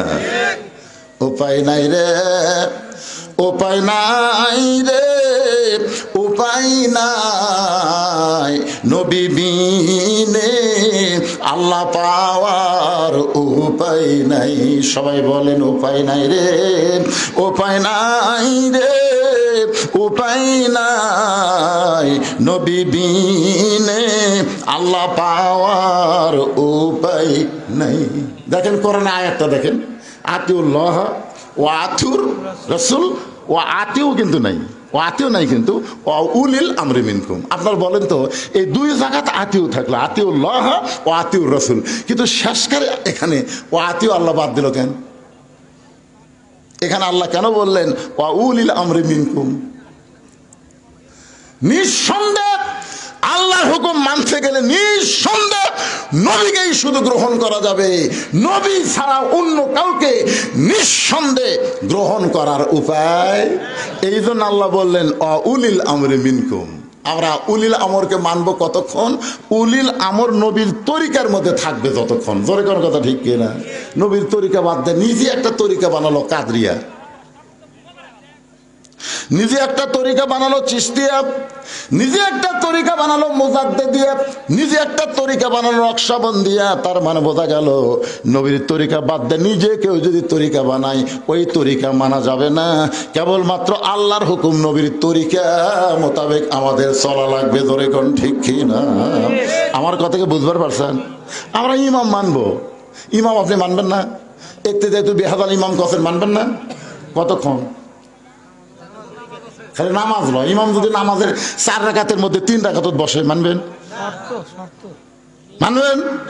টাইটেল বাস দাওরা ফাঁস এতদিন 4 রাকাত পড়াছে, আজকে 3 রাকাত বসেছে, আমরা বসে থাকি রে।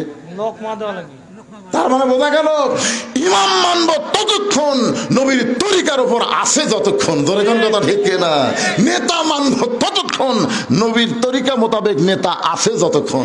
পীর মারবো ততক্ষণ নবীর তরিকা মোতাবেক পীর সাহেব আছে যতক্ষণ। ধরে কোন কথা ঠিক না?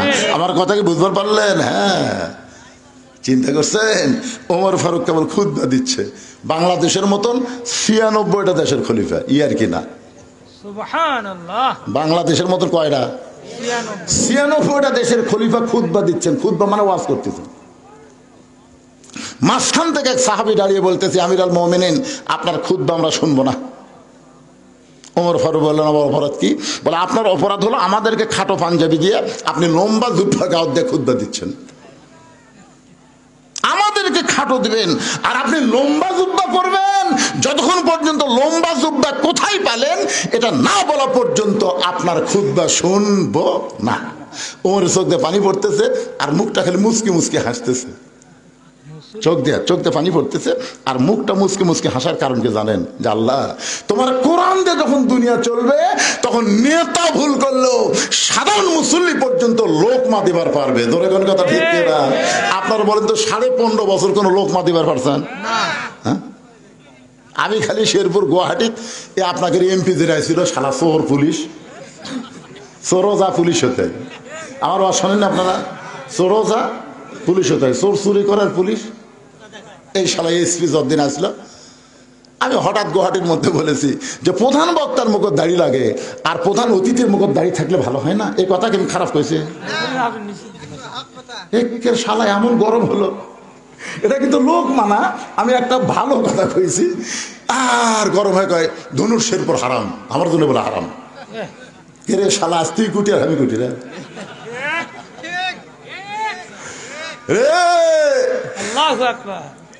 সারাগান্ধীর মানমান করছিল আজ থেকে সারাগান্ধীর সোনাতলা ভবিষ্যতের জন্য হারাম করে দিলাম। আমি বললাম তুই হারাম করার কে রে? এই ঘটনার কিছুদিন পরে শালা মরিছে পড়া। আরে কি মনে করতেছেন?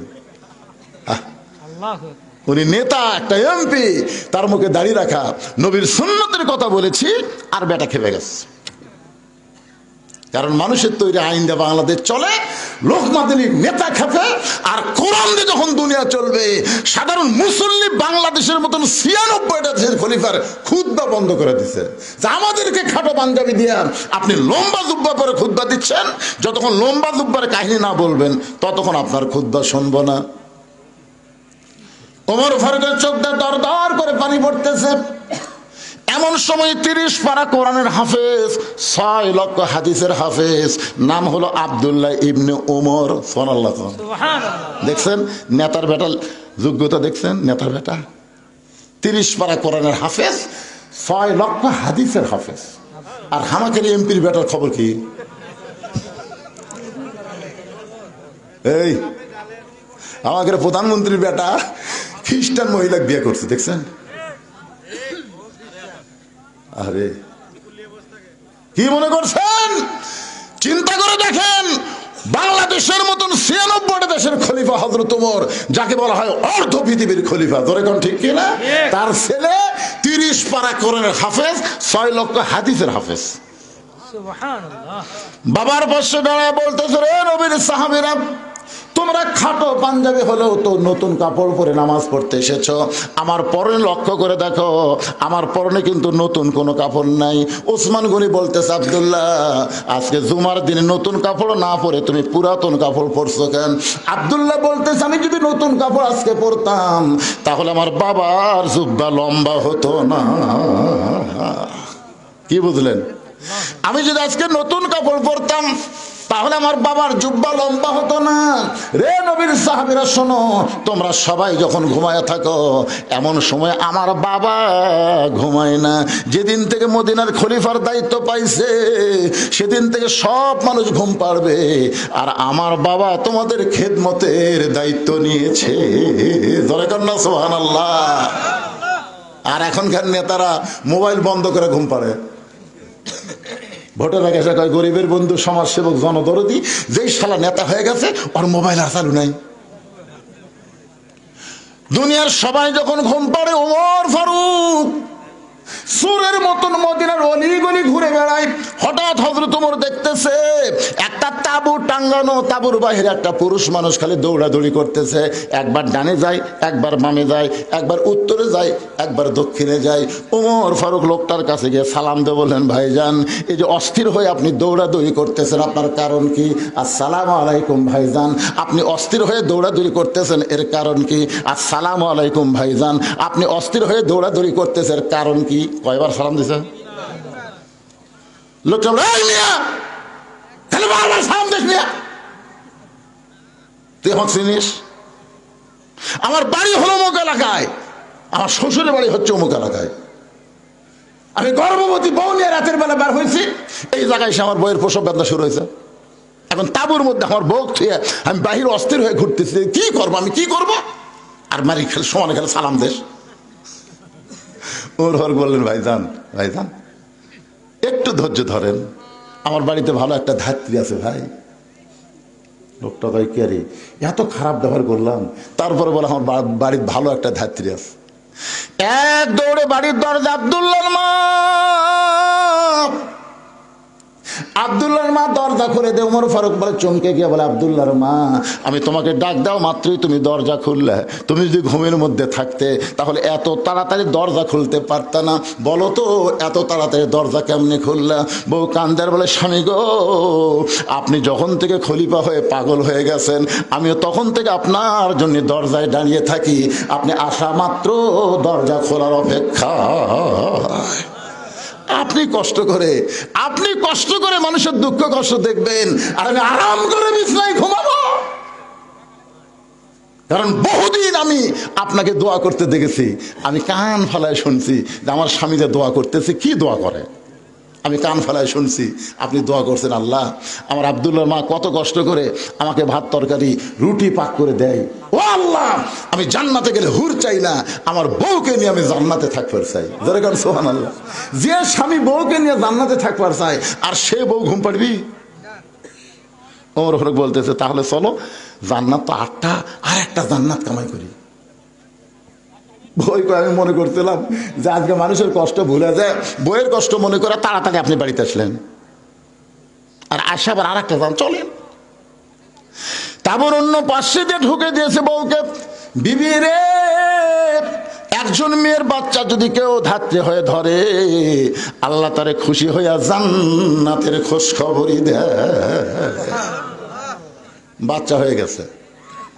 এখন তাঁবুর ভিতর থেকে ওমর ফারুকের বউ বলতেছে, ইয়া আমিরুল মুমিনিন, আপনার বন্ধুকে খবর দেন, সে একটা সুস্থ সন্তানের বাবা হয়েছে। যেই বলছে আমিরুল মুমিনিন, আপনার বন্ধু খবর দেন, ওর অবস্থাটা কি? কে রে, 3-3বার সালাম দিচ্ছে, আমি সালাম তো লেইনি, যে রাগ করা করছে আমিরুল মুমিনিন, যে রাস্তা দেখলে শয়তান 40 দিন যায় না, আমার অবস্থা কি এখন? 2 হাত থরথর করে কাঁপতেছে, আমি ভুল করেছি, বেয়াদবি করেছি। ওমর ফারুক বুকের মধ্যে নিয়ে বলে, ভাইজান, যেদিন থেকে খেলাফতের দায়িত্ব নিয়েছি সেদিন থেকে আমার সুখ মাটি করে তোমাদের সুখ শান্তির চিন্তা কলিজার মধ্যে নিয়েছি। সুবহানাল্লাহ। রে দুনিয়ার সাহাবীরা শোনো, তোমরা সবাই যখন ঘুমায় যাও, আমার বাবা তখন ঘুমায় না। আমার বাবা চুপি চুপি আমার দরজায় গিয়ে বলে, আব্দুল্লাহ, ও আব্দুল্লাহ একটু দরজা খোল। আমি দরজা খুলে তাকায় দেখি বাবার হাতে একটা পাঞ্জাবি। আমি বললাম, বাবা এই গভীর রাতে আপনি আর একটা পাঞ্জাবি দিয়ে বেড়াইছেন, বাইতুল মাল থেকে আমি একটা পাইছি বাবা, নতুন করে আর একটা দিয়ে বেড়াইছেন। সঙ্গে সঙ্গে ওমর ফারুক বললেন, ইন্নাল্লাহা ইয়ামুরুকুম আন তুআদ্দুল আমানাতি ইলা আহলিহা ওয়া ইযা হাকামতুম বাইনান নাস আন তাহকুমু বিল আদল। আব্দুল্লাহ রে, তোরা আর একটা পাঞ্জাবি দিবার আসিনি বাবা, এই পাঞ্জাবিটা আমার ভাগে পড়েছে, এইটা পরলে আমার হাঁটু পর্যন্ত ঢাকে না। এখন বললে আব্দুল্লাহ, আমি এত খাটো পাঞ্জাবি পরে যদি ইমামতি করবার যাই তাহলে কেমন লাগে? তোর পাঞ্জাবিটা আমাকে দান করে দে বাবা, তোর পাঞ্জাবিটা আমাকে দান করে দে। আব্দুল্লাহ বলে, আমার নতুন পাঞ্জাবি আমার বাবাকে দান করে দিলাম। বাবার পাঞ্জাবি আমার পাঞ্জাবি একত্র করে বাবা লম্বা জুব্বা বানায় খুতবা দেয়। এখন বলো বাবার খুতবা শোনা যায় কি না যায়? সমস্ত সাহাবীরা চিল্লায় বলে, আল্লাহ তোমার কোরআন দিয়ে যখন রাষ্ট্র চলবে, এমন ভালো মানুষকে মুসলমান নেতা হিসাবে দেখতে পাবে। লিল্লাহে তোমার কোরআন দিয়ে যখন রাষ্ট্র চলবে, এমন ভালো মানুষকে মুসলমান নেতা হিসাবে দেখতে পাবে। মানুষের তৈরি আইন দিয়া, ডক্টর কামালের সংবিধান দিয়া এই বাংলাদেশ কোনোদিন শান্তিময় হতে পারে না। বাংলার যদি শান্তি চায়, আল্লাহর কোরআনের বিকল্প কোনো রাস্তা নাই। আল কোরআনের আলো সংসারে জালো। এটা কি রাজনীতি? না। আল্লাহ। খাদিজাতুল কুবরা বলে, ইয়া রাসূলুল্লাহ, আমি আপনার কাছে যা চাই তা যদি আল্লাহর না থাকে। নবী বলে, খাদিজা আল্লাহর নাই এ কথা বলাও ঠিক না। খাদিজা বললেন, হুজুর তাহলে সূরা ইখলাস পড়ি। নবী চুম করছে। যে খাদিজা বলতে সূরা ইখলাস পড়ি, নবী চুম করছে, তার মানে সূরা ইখলাসের মধ্যে আল্লাহর অনেক কিছুই নাই। আপনারা জানেন না, একবার পড়লে 10 পারা কোরআন পড়ার সওয়াব। 114টা সূরা কোরআন শরীফে, কয়টা? প্রত্যেকটা সূরা দেখবেন পড়তে পড়তে সূরার নাম পাবেন, কিন্তু সূরা ইখলাস পড়তে পড়তে ইখলাস কোনো শব্দ এই সূরার মধ্যে আপনার পাবেন না। আছে? কুল আউযু বিরাব্বিন নাস সূরার নাম কি? নাস। কুল আউযু বিরাব্বিল ফালাক সূরার নাম কি? ফালাক। তাব্বাত ইয়াদা আবি লাহাব সূরার নাম কি? লাহাব। ইজা জা নাসরুল্লাহ সূরার নাম কি? নাসর। কুল ইয়া আইয়ুহাল কাফিরুন সূরার নাম কি? কাফিরুন। এখন দেখেন তো, কুল হুয়াল্লাহু আহাদ আল্লাহুস সামাদ লাম ইয়ালিদ ওয়া লাম ইউলাদ ওয়া লাম ইয়াকুল লাহু কুফুয়ান আহাদ, এর মধ্যে ইখলাস কোটি নাই। এই 113টা সূরা আপনি পড়েন, পড়তে পড়তে সূরার নাম অটোমেটিক আপনার সামনে পাবেন। কিন্তু সূরা ইখলাস পড়লেন 10 বার পড়লেও ইখলাস শব্দ আপনি একবারও পাবেন না। তো এই সূরার নাম ইখলাস আল্লাহ কেন দিলেন? একবার পড়লে 10 পারার সওয়াব রে পাগলারা। পড়বেন, আমার সঙ্গে পড়বেন। তাহলে পড়েন, বিসমিল্লাহির রহমানির রহিম। কুল হু আল্লাহু আহাদ আল্লাহুস সামাদ লাম ইয়ালিদ ওয়া লাম ইউলাদ ওয়া লাম ইয়াকুল লাহু কুফুয়ান আহাদ। আপনার বলেন তো, আল্লাহর বউ, বাপ নাই, মাও নাই, সন্তান নাই, মৃত্যু নাই, সমকক্ষ নাই, তাহলে আল্লাহ অনেক কিছুই নেই। খাদিজা বলতে, হুজুর আমি আল্লাহর কাছে যা চাবো তাকে আল্লাহ আমাকে দিবে। রাসূল বললেন, কি চান?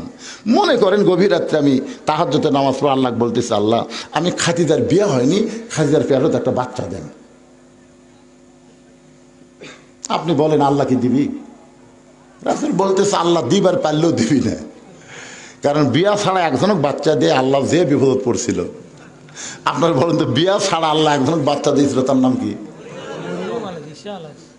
মরিয়ম। এই মরিয়মের খালু জাকারিয়া নবী। ধরে কোন নবী? দেখেন মানুষের সন্দেহ কি, এই জাকারিয়া আলাইহিস সালামকে ওরা দোষ দিল, এই খালুর মাধ্যমে কাম হচ্ছে। সবাই যখন জাকারিয়াকে ধর ধর, জাকারিয়া সমানে দৌড়ে আর আল্লাহ কাম করলি, তুমি কাম করলেন আপনি, আর পিটুন খাম আমি। কি কাম কে করছে?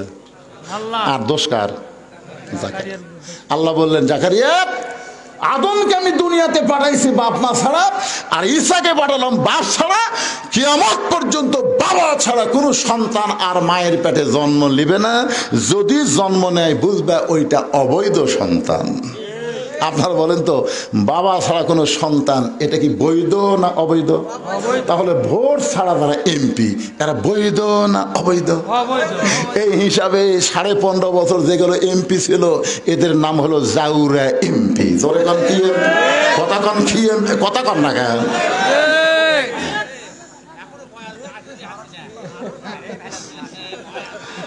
এই আজকের হেডলাইন দিবার জাউরা এমপি।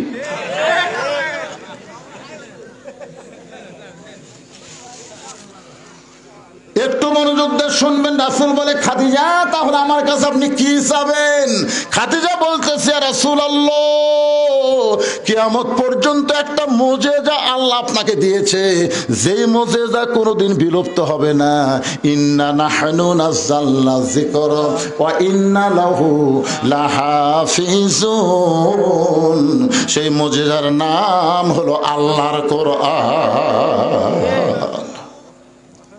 ওগো আল্লাহর নবী, এই কোরআন পাওয়ার জন্য 3.5 বছর আপনি গারে হীরার মধ্যে সাধনা করেছেন।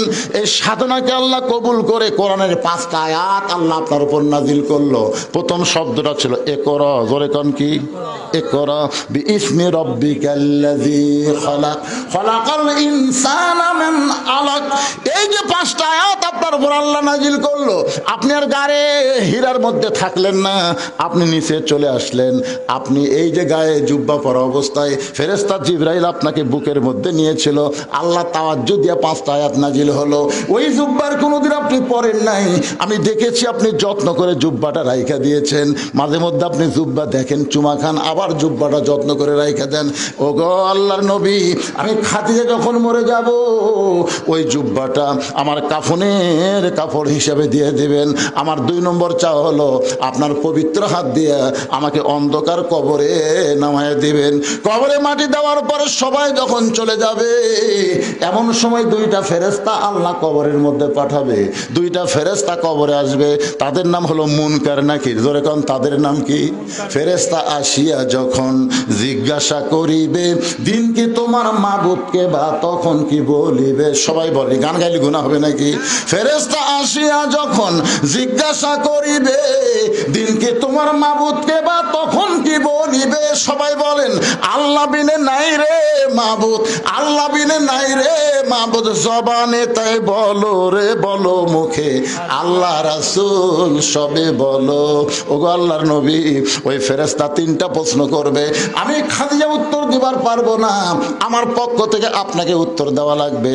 এই 3টা চাওয়া যদি আপনি পুরা করতে পারেন, তাহলে 50,000 বছরের কবরে আমার খাদিজার কোনো চিন্তা নাই। সঙ্গে সঙ্গে আল্লাহ নবী খাদিজার কবরে চুমা দিয়ে বললেন, খাদিজা, ওই আল্লাহর শপথ করে বলতেছি, আমার আগে যদি আপনার মৃত্যু হয়, তাহলে আপনার 3টা চাওয়াই আমি পুরা করব ইনশাআল্লাহ। আপনার বলেন তো, এখানে রাসূল কি বললেন? আমার আগে যদি আপনার মৃত্যু হয়। এই কথার দ্বারা রাসূল বুঝালেন, কে কখন মরবে এটা আল্লাহর নবীও আর আমাদের গোড়া জানে তো, জানে না? 5 তলার উপর তলা শুয়ে থেকে, এ বাড়ি আমার, 1.5 লাখ টাকার খাটের উপরে 12,000 টাকার কম্বল গাওয়ার দেখো, আমার বাড়ি আমার ঘর, আমার নামাইকে ওরে ওরে তোমার চাদর দেয়, আমাকে নামাবি কে? রাত 3টার সময় একটা ভূমিকম্প। এরকম কি কম্প না, খুব জোরে বলে, ওই চেতন পাই এত ফোর্সে নামছে ভাই। কম্বলের মধ্যে লঙ্গি খুলে আছে, ওটাও পরার টাইম নেই, একে ন্যাংটা হয়ে নামছে। ফেরেশতা বলতেছে, আল্লাহ নামাইলা নামাইলা, তাই বলে ন্যাংটা করে? আল্লাহ কয়, অহংকার করিস না রে। 41 সাল পর্যন্ত 1 লক্ষণ সে ন্যাংটা হয়ে নামে পলাছে, আর একটা পলালো হাসিনা। ধরে কোন কথা ঠিক কিনা? তার গোষ্ঠী শুদ্ধে। অহংকার করো না বাজান, পলাবো না, পলাবো না, শেখের বেটি পলায় না। আর একটা শালা কাউয়া কাউয়া। আর এই হামান, হচ্ছে হামান। হাসিনা যদি ফেরাউন হয়, কাদের হলো হামান? জোরে কণ্ঠ এই শালা হামান। আর মাজা চলে না, তেজত আসা মাইক পালি কয় খেলা হবে, খেলা হবে। খেলবার গেলে মাজা থাকা লাগবে না পাগলা, মাজা ছাড়া খেলা যায় কি? তাহলে সমস্ত ক্ষমতার মালিককে। আমার সঙ্গে যারা পারেন তারা পড়েন, না পারলে মনোযোগ দিয়ে শুনবেন। আল্লাহ তাআলা কোরআনে বলতেছেন, তুইজ্জু মান তাশা ওয়া তুযিল্লু মান তাশা বিয়াদিকাল খায়র ইন্নাকা আলা কুল্লি শাইইন কাদির। মা খাদিজা দুনিয়া থেকে বিদায় নিলেন।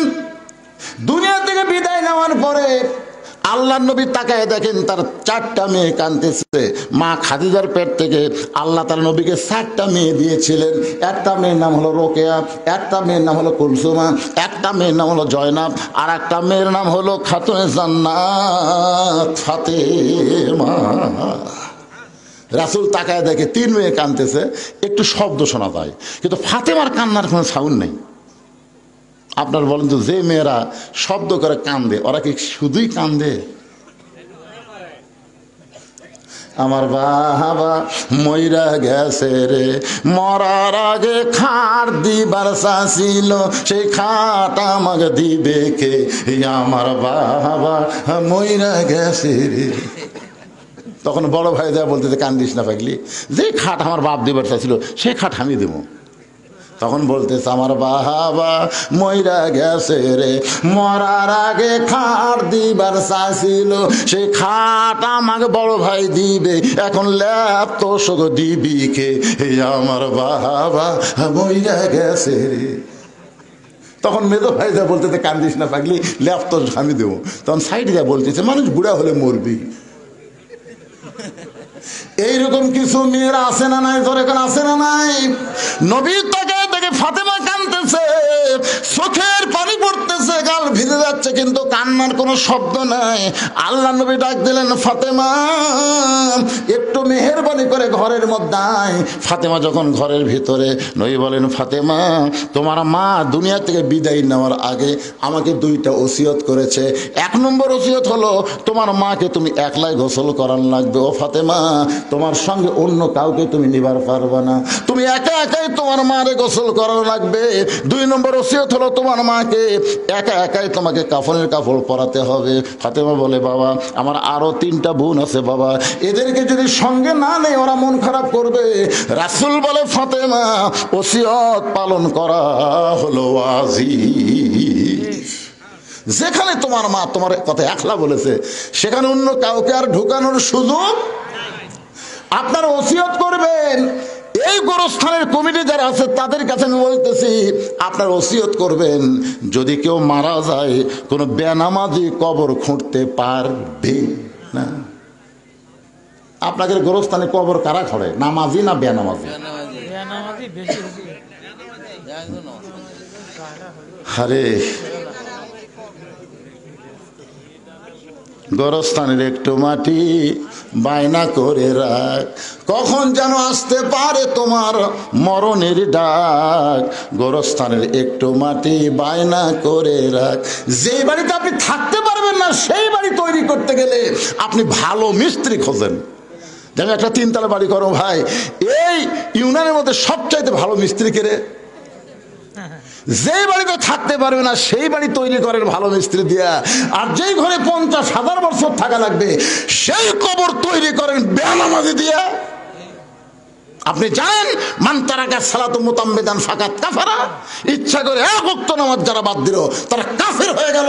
আর এই শালা কাফেররা যদি কবর খোঁড়ে, কবর দেওয়া মাত্রই সওয়াল জবাব বাদই আযাব শুরু হয়ে যাবে। ধরে কোন কথা ঠিক কিনা? খালি বেনামাজি। আমার এলাকার যারা কবর খোঁড়ে, ওরা যাই মারা গেছে তার ছেলের কাছে না কারুর কাছে বলে, হয় আমরা তো কবর খোঁড়া যাচ্ছি, 5 প্যাকেট সিগারেট দাও। এখন 5 প্যাকেট সিগারেট নিয়ে এরা কবর খোঁড়বার যায়। কবর যে খুঁড়তেছে ওর মুখত সিগারেট, যাই কবর সমান করতেছে ওর মুখত সিগারেট, যাই মাটি তুলতেছে ওই একটা টানতেছে। 5টা সিগারেট যদি গোরস্থানত চলে, আপনারা বলেন তো ফেরেশতা থাকবে? কারণ ফেরেশতা দুর্গন্ধ সহ্য করতে পারে না। ফেরেশতা সাইডে দেখাড়ায় আছে, সাইডে দেখাড়ায় আছে। আল্লাহ কয় কে রে, গোরস্থান বাদ দে, সাইডে কেন? আল্লাহ যে বিড়ি ধরাছে। আপনারা কি মনে করতেছেন আপনি মারা গেলে আপনার গ্রামের সবচাইতে দামি ব্যক্তি হলো মসজিদের মুয়াজ্জিন। ঠিক। আপনি মসজিদের মুয়াজ্জিনকে 10,000 টাকা দিয়ে থন, বিনিয়োগ করেন, ভাই আমি মরে গেলে তুই একটু আমার গোসল করাই দেশ। আল্লাহ নবী বলেছেন মুয়াজ্জিনের মাথা হাসরের ময়দানে সবচাইতে উপরে থাকবে। শুধু মাথা উপরে থাকবে না, আল্লাহ কুদরতি হাত দিয়ে মুয়াজ্জিনের মাথা একটা টুপি পরায় দিবে, যেই টুপিটা চাঁদের মতন আলো ছড়াবে। সামনে কাতারের 5 জন নামাজীকে আপনি কবর খোঁড়ার দায়িত্ব দেন, শুধু শুধু না হাদিয়া দেন, মিস্ত্রিকে যেমন টাকা দেন তাদেরকেও বলেন তোমাদের 5 জনকে আমি 25,000 টাকা দিলাম, আমি যদি তোমাদের আগে মরি তোমরা আমার কবর খুঁড়বা, যদি তোমরা আগে মরো আমি মাফ করে দিব, অসুবিধা নাই। এইরকম ভাবে 5 জন বেনামাজি কবর খোঁড়ার দায়িত্ব দেবেন, মুয়াজ্জিন আপনাকে গোসল করায় দিবে। যদি আপনার গোষ্ঠীর মধ্যে কোনো আলেম না থাকে, ভালো আলেম থেকে আপনি জানাজা নেবেন। বাজান রে, এরকম ওসিয়ত করা ইসলামে জায়েজ আছে। আমার কথা কি বুঝবার পারলেন? আল্লাহ নবী ফাতেমাকে বললেন, মা তোমার মাকে গোসল করে আসো। ফাতেমা বলতেছে, বাবা আরো 3টা বোন বাদ দিয়া মা আমার কথা কেন বলছে বাবা, একটু কি আমাকে বলবেন না? রাসূল বলে, ফাতেমা তোমার মাকে আল্লাহ তাআলা এই দুনিয়াতে 1 নম্বর জান্নাতি ঘোষণা করেছে, আর তোমাকে আল্লাহ তাআলা জান্নাতি নারীদের নেত্রী ঘোষণা করেছে।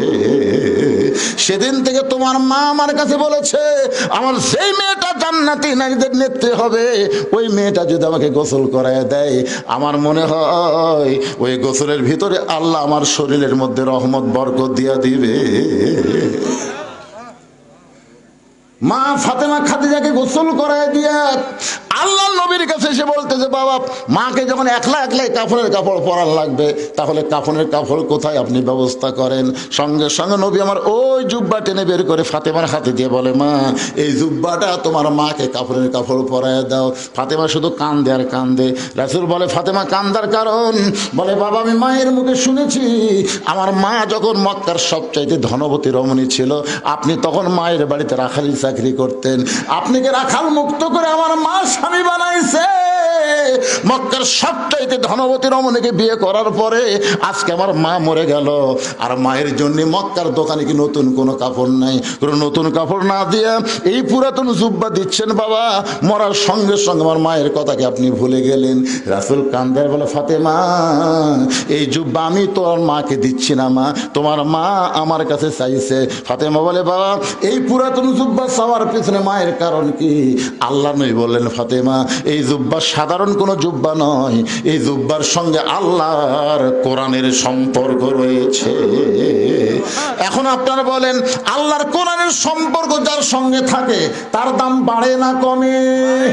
আল্লাহর কোরআনের আইনকে গ্রহণ করে এই অন্ধকার কবরে যদি যাওয়ার পারেন, আল কোরআনের আলো খালি সংসদে চালো না, আল কোরআনের আমলটা আপনার অন্ধকার কবরেও আলো দেবে। ধরে কোন কথা ঠিক কি না? ওয়ানুনাজ্জিলু মিনাল কোরআনি মা হুয়া শিফাউ ওয়া রাহমাতুল লিল মুমিনিন। আল্লাহু আকবার। এখন আপনারা বলেন, এই যে গোরস্থান, এই গোরস্থান কোরআনের মধ্যে আছে না নাই? আর একটা আয়াত আমি পড়ে আপনাদের সামনে, এখানে কি হয়েছে শুরু হলো, মিনহা খালাকনাকুম ওয়া ফিহা নুইদুকুম ওয়া মিনহা নুখরিজুকুম তারাতান উখরা। আল্লাহর এই কোরআনের সঙ্গে সম্পর্ক রাখতে গিয়ে আমি ভাদার পশ্চিম পাড়া, যারা এখানে বসে আছেন এই ভাদার পশ্চিম পাড়ার কারা, একটু হাত তোলেন তো ভাই। যারা ভাদার এই পশ্চিম পাড়া এই গোরস্থানকে উন্নয়ন করার জন্য যারা চেষ্টা করতেছে তারা কারা কারা ভাই, একটু হাত তোলেন তো দেখি।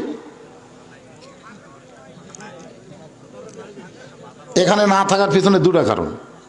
ভাদার পশ্চিম পাড়ার লোকেরা না থাকার পিছনে কয় কারণ? 2 কারণ। 1 নম্বর কারণ হলো, তারা যদি এখানে আসে বসে তাহলে আপনাকে জায়গা হবে না, এরা প্যান্ডেল করছে ছোট, এই জন্য আপনাকে বসবার দিবেছে, ওরা বাইরে আছে। আর 2 নম্বর কারণ হলো, মাহফিলের মোনাজাতের শেষে আপনাকে ভাত তরকারি আছে। দেখছেন, একজন মাশাআল্লাহ করলো, কেন আপনারা খাবেন না? আমিও খাওয়ার নিয়ত করছি। আমি বলছি ভাই অনেকদিন হলে বেশি লোকের মাছ ঘাটি আমি খাইনি ভাই। তো জেল হক কোথায় সেটা? জেল হক সাহেব বলছিলাম জেল হক কোনটি বাবা? তা আপনি ওই জায়গায় বসে আছেন কি জন্য? এখন আপনি কি এটি বিজ্ঞাপনের উপরে নাম দিয়েছে সহসভাপতি? শ্রোতা হচ্ছে তো না, এই গোরস্থানের জন্য আপনাকে 10,000 টাকা দেওয়া লাগে, কারণ তলে থাকেন, অসুবিধা নেই। 10,000 টাকা দেন। কি করছেন বাদান? 10,000 পারবেন না? পারবেন না? 10,000 তা আপনি কত দিবেন? না পরে নয়, শুরু হয়ে গেল তো। আপনাকে শুরু তলে বসে আছেন। জীবনে আমার ওয়াজের 42 বছরের জীবনে দেখিনি যে সভাপতি সাহেব তলে বসে থাকে।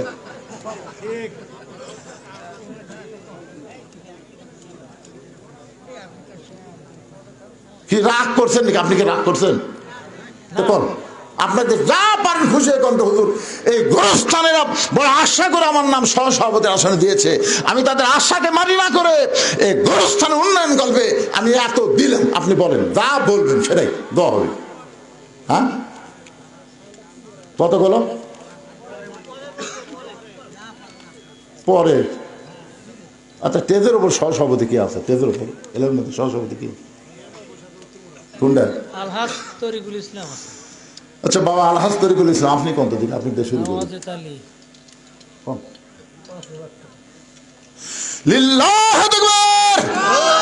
আলহাজ তরিকুল ইসলাম 5,000 টাকা ধরে বলেন মারহাবা।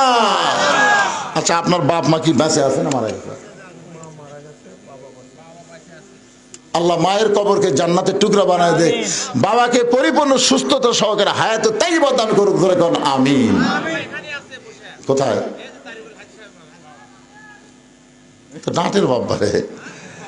আরে গত বছর 25শে ডিসেম্বরে আমার মা মারা গেছে, আর 18 সালে আমার বাবা মারা গেছে। আমি আপনাদের পাশে একটা মাহফিল এসে বলছিলাম না, আমি এখান থেকে হয়তো বাড়িতে গিয়ে আমার মাকে আর দেখা। আরে বাবার মতন আপন বন্ধু নাই রে দুনিয়ায়, নিজে না খাইয়া বাবা, নিজে না খাইয়া বাবা সন্তানকে খাওয়ায়। বাবার মতন আপন বন্ধু নাই রে দুনিয়ায়। কি বলবো প্রসবের কথা, মা বিন সেই ব্যথা কেউ তো বুঝিবে না। মাজন ঠেকিয়া সন্তানের দায়, ওয়াকালে মা মারা যায়, কেন সে মায়ের দোয়া করবানা। এমন দরদি ভবে কেউ হবে না আমার মা, মা গো।